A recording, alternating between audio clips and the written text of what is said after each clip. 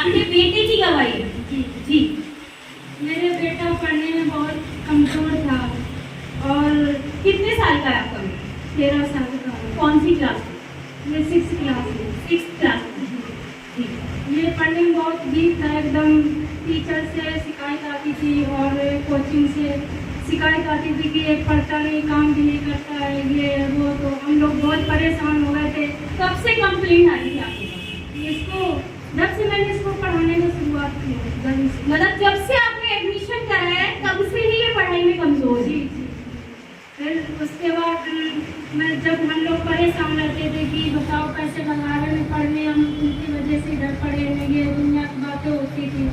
मैं भी गुस्सा करती थी, पापा भी कभी कभार बहुत गुस्सा करते थे, मारते थे पढ़ने की वजह से। ये मेरी मतलब ये करा देगा ना कटा देगा।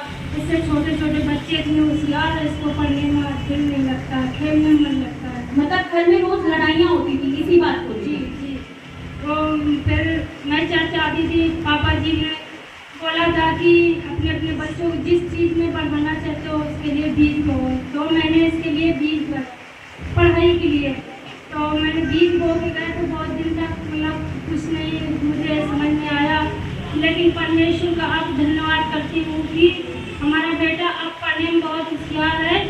टीचर बोलती क्या खा के आया तू, पहले से तू बहुत होशियार हुआ है।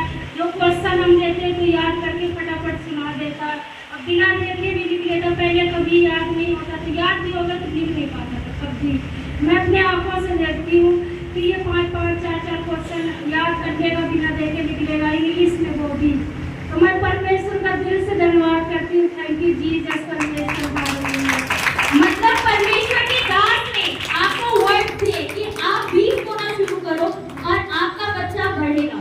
और आपने विश्वास किया और आपने बीज बोना शुरू किया। और इसी वक्त से जो इतनी कंप्लेंट्स आ रही थी, इतना सब कुछ हो रहा था और वो बच्चा एकदम चेंज हो गया, पढ़ाई में आगे बढ़ने लग गया। जोर से महिमा करेंगे परमेश्वर की, जोर से।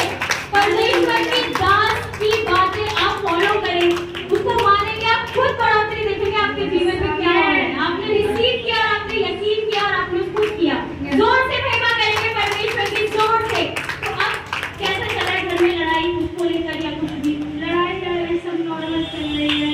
लड़ाई इसकी वजह से होती थी, इसको पापा मारता था तो मेरा दिल दुखता था, रोते थे हम। कभी कभार तो उससे भी हम झगड़ा कर लेते थे, कितना भी मारते। बच्चा जो समझदार हो जाएगा, कह रहे अब कितना समझदार जवान होने वाला है, अभी समझदारी के लिए वो बहुत बातें करते थे। लेकिन परमेश्वर का धन्यवाद, लेकिन अब मेरे बेटे में बदलाव बहुत है, पढ़ने में और हर चीज़ में बदलाव है। और मैं कभी चर्च में आने के लिए, सेवा के लिए, वैसे कभी मैंने कभी नहीं मना किया। ये भी बोला अगर नहीं जाएगा तो मैं तुझे डंडे से मारूंगी, उधर जाना पड़ेगा। मैं परमेश्वर का धन्यवाद करती हूँ। जोर से